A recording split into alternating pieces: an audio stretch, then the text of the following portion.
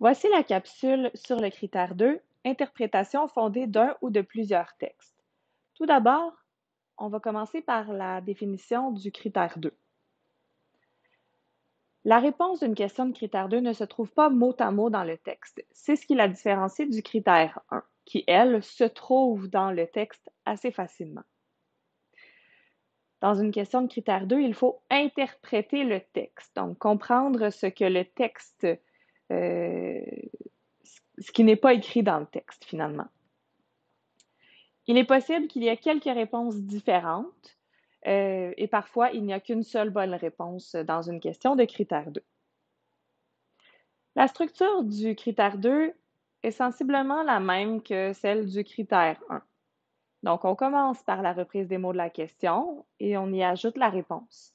Ensuite, on met le marqueur de relation ainsi et tous les éléments du texte qui ont mené à la réponse, donc les preuves ou les éléments de preuve. Cependant, on va s'en garder une qu'on va ajouter après le marqueur en effet, et cette preuve-là va être sous forme de citation. Donc, on va aller prendre les mots du texte. On peut introduire la citation subtilement, en fait, ce serait mieux. Donc, il se peut qu'il y ait quelques mots entre le « en effet » et la citation. Et on doit mettre la page où on a trouvé la citation, après la citation, bien entendu. On termine avec le marqueur de relation bref et une reformulation de la réponse. Voyons un exemple fait à partir du roman Rouge Poison de Michel Marino. Imaginons que la question est la suivante. Pourquoi peut-on dire que Sabine est une justicière? Alors, la réponse serait, elle tente de trouver l'assassin de Julianne, de Mathieu et d'Andrew.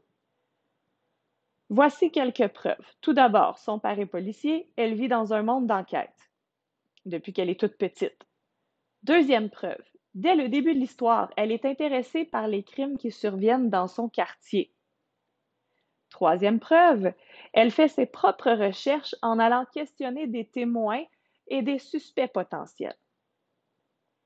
La citation, qui est notre quatrième preuve, c'est qu'elle trouve le meurtrier. En voici la preuve. Papa, papa, j'ai trouvé l'assassin. Je vais le suivre et laisser des traces à la craie. Tu n'as qu'à suivre les flèches. Je suis sur Mont-Royal, près de Chambord. Cette citation-là se trouve à la page 262. Et quatrième étape, on reformule la réponse. Elle s'improvise enquêtrice. Voici maintenant ce que ça peut donner sous forme de texte. Donc, le résultat final. Sabine est une justicière parce qu'elle tente par tous les moyens de trouver l'assassin de Julianne, de Mathieu et d'Andrew. Ainsi, Sabine baigne depuis sa naissance dans un monde d'enquête, étant donné que son père, Pierre Ross, est le lieutenant détective à la division des homicides. Dès la mort de Mathieu, elle tente d'élucider les causes de sa mort. Malgré les avertissements de son père, elle continue ses recherches en allant interviewer des personnes importantes, dont l'exterminateur Victor Kratz et la pharmacienne Annie Medeiros. Il est également possible d'affirmer que c'est en grande partie grâce à elle que le meurtrier Alfred Turcotte a été arrêté.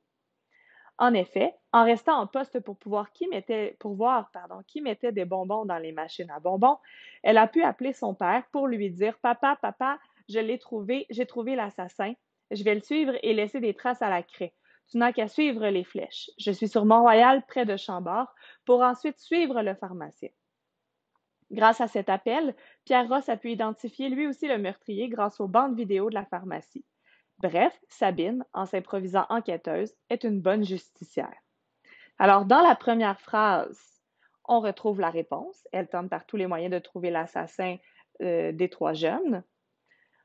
On a notre premier marqueur de relation qui va introduire nos preuves. Alors, la première preuve, c'est qu'elle baigne dans un monde d'enquête.